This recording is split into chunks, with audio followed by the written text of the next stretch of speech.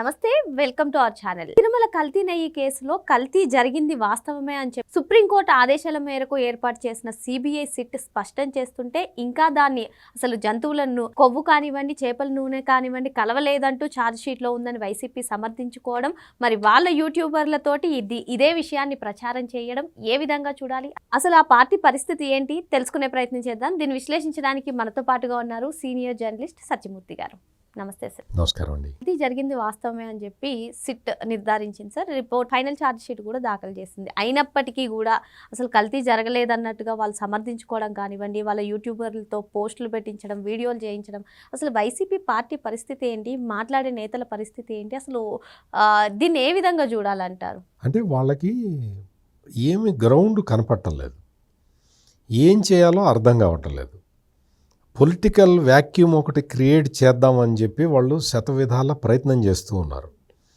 ఎంత ప్రయత్నం చేసినా కానీ కూటమి ప్రభుత్వం మీద బురద జల్లటం వాళ్ళకి సాధ్యం కావట్లేదు. వాళ్ళ స్ట్రెంగ్త్ పెంచుకోవటానికి రకరకాల డ్రామాలు వేస్తున్నా ఆ డ్రామాలు నడవట్లేదు. ఏం చేయాలి? అందుకని అబద్ధాలనైనా సరే గట్టిగా రుద్దాలి ఈ సమాజం మీద అన్న ఒక నిర్ణయానికి వచ్చారు. నిర్ణయానికి వచ్చి వాళ్ళు సోషల్ మీడియా హ్యాండిల్స్ రెడీ చేసుకోవటం, ఈ సోషల్ మీడియా హ్యాండిల్స్ కూడా ఇండియాలో ఎక్కడించైనా పెట్టిస్తే పట్టుకుంటారన్న ఉద్దేశంతో దుబాయ్లో కేంద్రాలు పెట్టించారు. దుబాయ్ నుంచి ఆపరేట్ చేస్తున్నారు. అట్లా ఆపరేట్ చేసే కొన్ని ట్విట్టర్ హ్యాండిల్స్ ఉన్నాయి. ఇవన్నీ కూడా మొత్తం అంతా ఇన్ఫర్మేషన్ ఉన్నది పోలీసుల దగ్గర. అంటే ఎన్ని దొంగ పనులు చేస్తున్నారో ఆలోచించండి అని చెప్పటానికే నేను ఈ విషయం చెప్పాను. ఇప్పుడు సుప్రీంకోర్టు ఆదేశాలతో ఏర్పాటైన సిబిఐ సిట్టు మొత్తం పరిశోధించి తిరుమల తిరుపతి దేవస్థానాలకు సప్లై చేసిన నెయ్యి అసలు నెయ్యే కాదు అనే రిపోర్ట్ ఇచ్చింది. ఈ వైసీపీ వాళ్ళు ఏం ప్రచారం చేస్తారంటే నవ్వు వస్తుంది. అంటే ఇది చాలా సీరియస్ ఇష్యూ, దేవదేవుడికి అపచారం జరిగిన ఇష్యూ, కోట్ల మంది వెంకటేశ్వర స్వామి భక్తుల మనోభావాలు దెబ్బతిన్న ఇష్యూనే. కానీ ఈ వైసీపీ వాళ్ళు వీళ్ళ సోషల్ మీడియా ఇన్ఫ్లుయెన్సర్లు చెబుతున్న మాటలు చూస్తే నవ్వు వస్తుంది. వాళ్ళు చెప్తున్నది ఏంటి అంటే, చంద్రబాబు నాయుడు వీడియో వేస్తారు, పవన్ కళ్యాణ్ వీడియో ఒకటి వేస్తారు. ఏంటి వీళ్ళు ఏం చెప్పారు? జంతువుల కొవ్వు కలిసింది అని చెప్పారు. వీళ్ళు ఏం చెప్తాడు, కింద ఒకడు యూట్యూబర్ ఒకడు కూర్చొని ఉంటాడు. ఈడేం చెబుతాడంటే, చూసారా చంద్రబాబు తప్పు చెప్పాడు, జంతువుల కొవ్వు లేదుగా. ఇవో పవన్ కళ్యాణ్ తప్పు చెప్పాడు, చూడు జంతువుల కొవ్వు లేదుగా అని వీడు వెకిలి నవ్వులు నవ్వుతూ ఒక వీడియో చేస్తాడు. జంతువుల కొవ్వు అంటే ఏంటో చెప్తా నేను నీకు. మొత్తం ఈ సిట్, సుప్రీంకోర్టు వేసిన సిట్ ఇచ్చిన రిపోర్టులో ఒక చిన్న పేరా మీకు చదివి వినిపిస్తా. The probe found that instead of pure cow ghee the accused used adulterants such as palm oil, palm kernel oil and palmolin sourced from Bujji company limited, Kolkata. అంటే కలకత్తా కంపెనీ నుంచి తెచ్చారు ఈ కెమికల్స్ తెచ్చారు. These oils were blended with a quantity of genuine ghee, with a small quantity of genuine ghee, small quantity. ఈ దీన్ని తీసుకొచ్చి దాంట్లో ఇవన్నీ ఈ ఆయిల్స్ అన్నీ కలిపి mixed with chemicals including beta carotene, acetic acid Easter and synthetic ghee flavour to pass laboratory test while retaining the products aroma. అంటే నెయ్యిలాగా కనపడటానికి, నెయ్యిలాగా ఆ రంగు ఉండటానికి, నెయ్యిలాగా వాసన రావటానికి సింథటిక్ కెమికల్స్ కలిపావు, ఎసిటిక్ యాసిడ్ ఈస్టర్ కలిపావు. ఎసిటిక్ యాసిడ్ ఈస్టర్ తోటి ఏం తయారు చేస్తారో తెలుసా? మీరు నెయిల్ పాలిష్ వాడతారు కదా, ఆ నెయిల్ పాలిష్ రిమూవర్కి వాడతారు.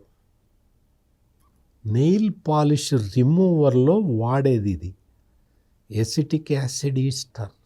అది తీసుకొచ్చి లడ్డు మహాప్రసాదంలో కలిపారు. దానితో ఇంకా ఏం చేస్తారంటే పెయింట్లు తయారు చేస్తారు. కార్లకి వేసే పెయింట్లు తయారు చేస్తారు. అదే కాదు, పాలియస్టర్ క్లాత్ ఉంటుంది కదా, బట్ట తయారీకి ఉపయోగిస్తారు. అంటే ఎంత దారుణమైన కెమికల్లో చూడండి అది. అదే కెమికల్ తోటి food colouring agents, food smelling agents తయారు చేస్తారు. మీరు ఎప్పుడన్నా ఎసిటిక్ యాసిడ్ని వాసన పీల్చడానికి ప్రయత్నించండి. ఒక్క సెకండ్లో ఆ బిట్టర్ స్మెల్ తోటి మీకు వామిటింగ్స్, నాసియా వస్తుంది, మీకు కళ్ళు తిరుగుతాయి, కింద పడిపోతారు. అంత ప్రమాదకరమైన ఎసిటిక్ యాసిడ్ ఈస్టర్ని తీసుకొచ్చి లడ్డు మహాప్రసాదంలో కలిపే ఆ నెయ్యి, దాంతో తయారు చేసిన నెయ్యితోటి లడ్డు తయారు చేసి 20 కోట్ల లడ్డూలు తయారు చేసి ఎంత తుచ్చమైన 250 కోట్ల రూపాయల కోసం ఇంత నీచానికి ఒడిగట్టారే. మిమ్మల్ని ఏమంటారు అసలు? ఈ రోజునొచ్చి చంద్రబాబు నాయుడు వీడియో, పవన్ కళ్యాణ్ వీడియో వేసి జంతువుల కొవ్వు లేదు, బీటా కెరటిన్ ఎక్కడి నుంచి తయారు చేస్తారు? బీటా కెరటిన్ ఎక్కడి నుంచి తయారు చేస్తారు? చూసుకో, గూగుల్లో కొట్టి చూసుకో. నీకు పామోలివ్ ఆయిల్ ఎక్కడి నుంచి తయారు చేస్తారు?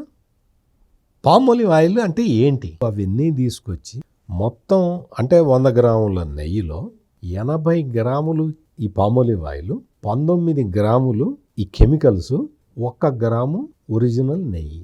ఇప్పుడు చెప్పండి రా యూట్యూబర్లు, మీరు వచ్చి మీ వ్యూస్ కోసం అని చెప్పి హిందువుల మనోభావాలు దెబ్బతింటాయి అనే ఒక జ్ఞానం కూడా లేకుండా పవన్ కళ్యాణ్ తప్పు చెప్పాడు, చంద్రబాబు నాయుడు తప్పు చెప్తాడని చెప్తారు. మీరు అసలు మనుషులేనా? ఇక్కడ ఇంకొక డౌట్ సార్, ఇప్పుడు పవన్ కళ్యాణ్ ఒక స్టేట్మెంట్ ఇచ్చారా, లేదంటే చంద్రబాబు నాయుడు గారు ఒక స్టేట్మెంట్ ఇచ్చారా అన్నది కాదు కదా సార్ సమస్య.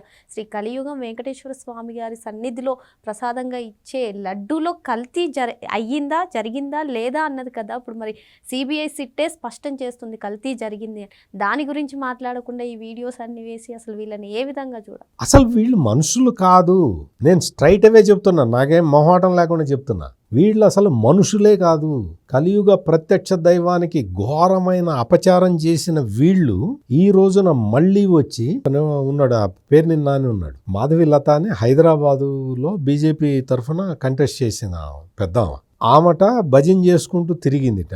వెంకటేశ్వర స్వామి లడ్డూలో కల్తీ జరిగింది అని భజన చేసుకుంటూ తిరిగిందిట. వంకాయ చీల్చినట్టు చీల్చి కారం పెట్టాలట. అసలు ఏమన్నా నీకేమన్నా స్పృహండి మాట్లాడుతున్నావా? ఆడపిల్లల్ని నువ్వు సంబోధించే విధానం ఇదే నీ భార్యకి ఆ రేషన్ బియ్యంతో సంబంధం ఉంది అని జైల్లో అరెస్ట్ చేసే స్థాయికి వస్తే చంద్రబాబు ఏమన్నాడు? ఎందుకులే ఆడవాళ్ళ జోలికి బోమాకండాయా, ఏదైనా ఉంటే పొలిటికల్గా ఏదైనా చూసుకుందాం కానీ ఆడవాళ్ళ జోలికి వద్దు, వాళ్ళని అరెస్ట్ చేయటం ఇవన్నీ వద్దు అని చెప్పి ఆపాడని నువ్వే చెప్పావు కదా పేరుని బయటకు వచ్చి. ఈ రోజున నీ జగన్మోహన్ రెడ్డి కళ్ళల్లో నువ్వు ఆనందం చూడటానికి ఒక మహిళని పట్టుకొని, గౌరవప్రదమైన స్థానంలో ఉన్న ఒక మహిళని పట్టుకొని, భారతీయ జనతా పార్టీ నాయకురాలని పట్టుకొని కోసి కారం పెడతావా? అసలు నువ్వు నిజంగా నిన్ను ఏమనాలి? నీ సంస్కారాన్ని ఏమనాలి?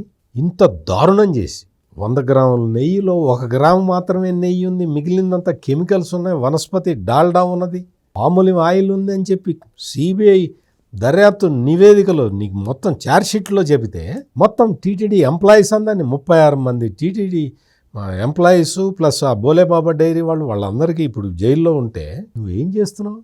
నువ్వేం మాట్లాడుతున్నావు? అసలు ఏమన్నా నువ్వు ఏం మాట్లాడుతున్నావు? నీకు స్పృహ ఉందా? స్పృహండి మాట్లాడుతున్నావా? నీ యూట్యూబర్లను పెట్టి, నువ్వు పబ్లిక్ ఇన్ఫ్లుయెన్సర్లను పెట్టి ఈ చేసిన ఈ దారుణాన్ని, ఈ అకృత్యాన్ని నువ్వు సపోర్ట్ చేసుకుంటూ హైందవ ధర్మానికి నువ్వు తూట్లు పొడుస్తూ ఉంటే, ఇప్పుడు అందులో ఇన్వాల్వ్ అయి ఉన్న వాళ్ళందరూ చూసుకుంటే వాళ్ళందరూ పై స్థాయిలో ఉన్న వాళ్ళందరూ అన్య మతస్థులు, వేరే మతానికి సంబంధించిన వాళ్ళు. ఈ పేరు నిన్నానికేం మాయరోగం? ఇతను హిందువే కదా, కనీసం ఆ మాత్రం జ్ఞానం కూడా లేదు. వెంకటేశ్వర స్వామి అంటే నీకు పాప భీతి కూడా లేదా, భయం కూడా లేదా? నీ ఇష్టం వచ్చినట్టు మాట్లాడతావా? కల్తీ లేదని చెప్పిందా నీ సుప్రీంకోర్టు వేసిన సిట్టు? సుప్రీంకోర్టుకి వెళ్ళి సిట్టు తెచ్చుకున్నది ఎవరు? వైవి సుబ్బారెడ్డి కాదు? మరి వైవి సుబ్బారెడ్డి తెచ్చుకున్న సిట్టే ఇందులో అసలు మొత్తం 1 గ్రామే ఉంది, నెయ్యి మిగిలిందంతా వనస్పతిను కెమికల్స్ అని చెప్పి చెబుతూ ఉంటే ఆ మాత్రం జ్ఞానం లేదా నీకు? ఒక హిందువు అయ్యుండి నువ్వు ఈ నేరాన్ని సపోర్ట్ చేస్తూ మాట్లాడుతూ నీ జగన్మోహన్ రెడ్డి కళ్ళల్లో ఆనందం చుట్టవా? నీ జగన్మోహన్ రెడ్డి కళ్ళల్లో ఆనందం చుట్టానికి నువ్వు హిందూ మతాన్ని కూడా పణంగా పెట్టేస్తావా?